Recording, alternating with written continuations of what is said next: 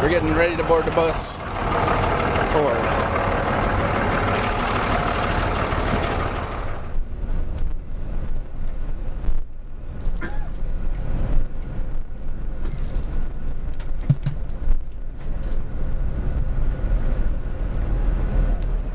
Todd's watching a safety video. We want to familiarize you with the VIRTTEX test environment and its unique safety features, aimed at ensuring that your experience is an enjoyable and simulator.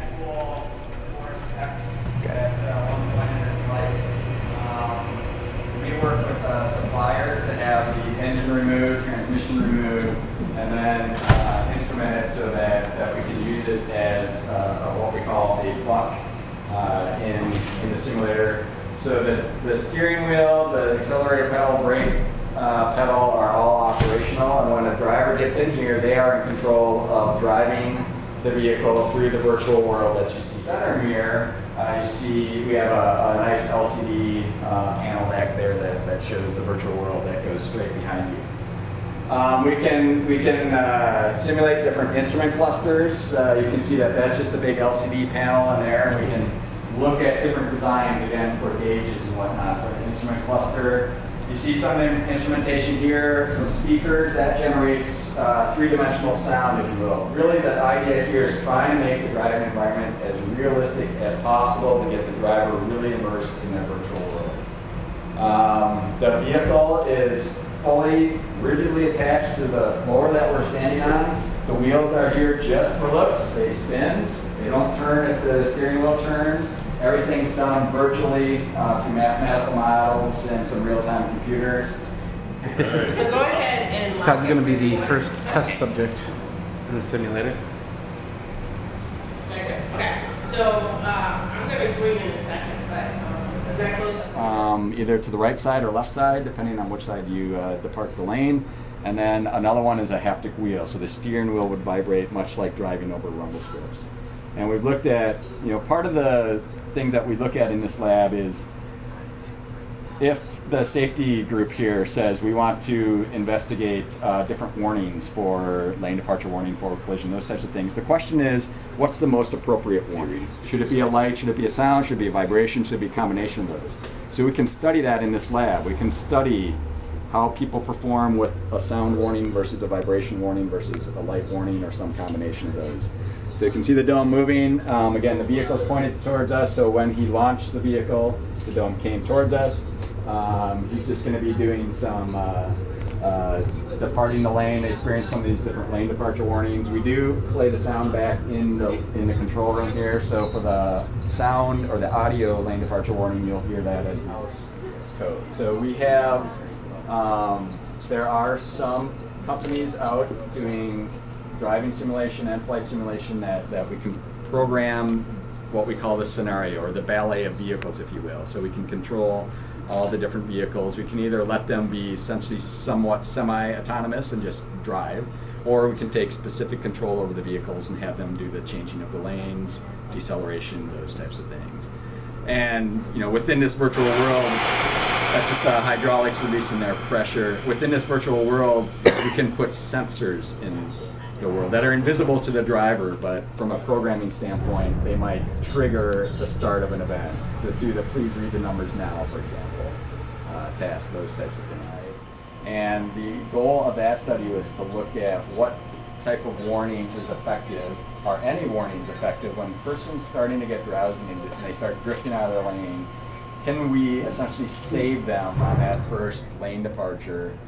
It's not intended to be a saving device that allows you to continue on driving for 3 more hours because you're drowsy, but at least save you that first time and get you to, do the right thing, get you to your next exit, so you can either take a nap or get some caffeine, whatever you need to do. So that's some of the studies. You'll see this study here is another forward collision where a vehicle pulled out from the shoulder. Some of these other studies, I think this is some of the driver distraction stuff. Back in early 2000s, looking at handheld versus hands-free phones. And that work, the results from that work, a couple things. That essentially was what provided some guiding principles and some guidelines for the development and evolving sync technology. So while they were dialing their handheld phones. In combination with that, they were the fastest ones to dial the handheld phone, but they missed all this stuff going on in their driving environment.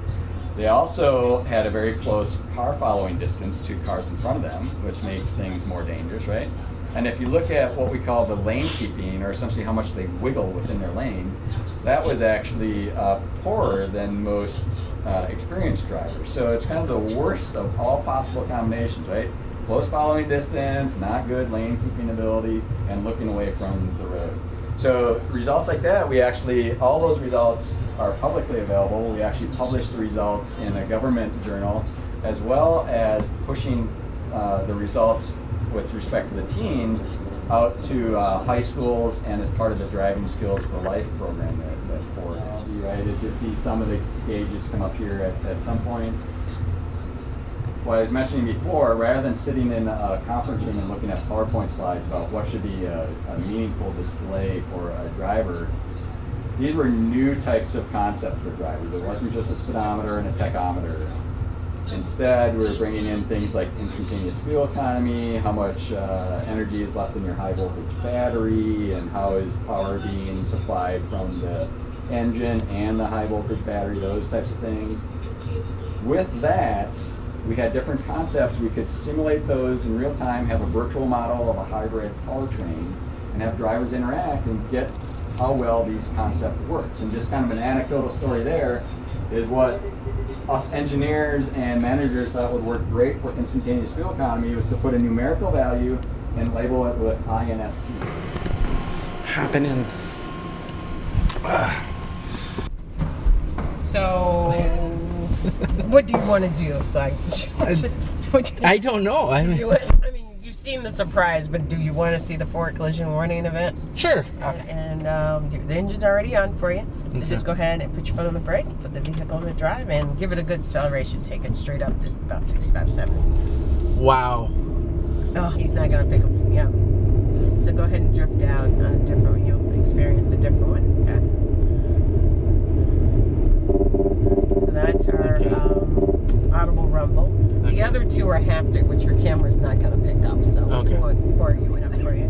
So we're going to let you practice this eyes off road task here, Okay. which is we want you to read each digit out loud, one at a time as you see it displayed. So you're going to hear a voice prompt that says, "Watch your speed again, coast down." Or you're going to hear. Where's the cruise control? You're going to hear a voice prompt that says, "Please read the numbers Yes. now." We hear now. Look down and read each digit out loud Okay. for me. Okay. Please read the numbers now. 3, 3, 3. So you got 3 of the 6. Okay. Oh, okay. There's Okay. Please read the numbers now. 1, 5, 6, 5, 3, 3. Okay. Almost. I think they said they give you another opportunity. This is just I'm just amazed on how I can feel this as much as drive this yeah. So like nice. Smooth, Please but- read the numbers now. Okay. 2, 7, 2. Whoa. Okay. So you got There's it. that truck. There's that truck. Where did it? Okay, put it in the park. Okay. Okay. That feels weird. Yeah. Because no, don't do that. Okay. Don't do that. Or else it'll think it's an emergency. Okay, you're good. Okay, and it will go boom. Okay, so we don't want too much more excitement, but Okay. I think stop things here and put us in the fog, and then they're Ah. gonna bring us down because right now we're up. So if you unbuckle, it thinks it's an emergency. And then it'll Well, stop boom. it. Okay. It'll take us down immediately. Hands on the wheel. So. Just as if a cop's coming up. Right. I'm sorry, officer. I didn't mean to speed like that. It was just a simulation. At least that's what I was told. No, I got my seatbelt buckled, so I'm not, I don't give me a ticket, please. Please? Okay. That's So.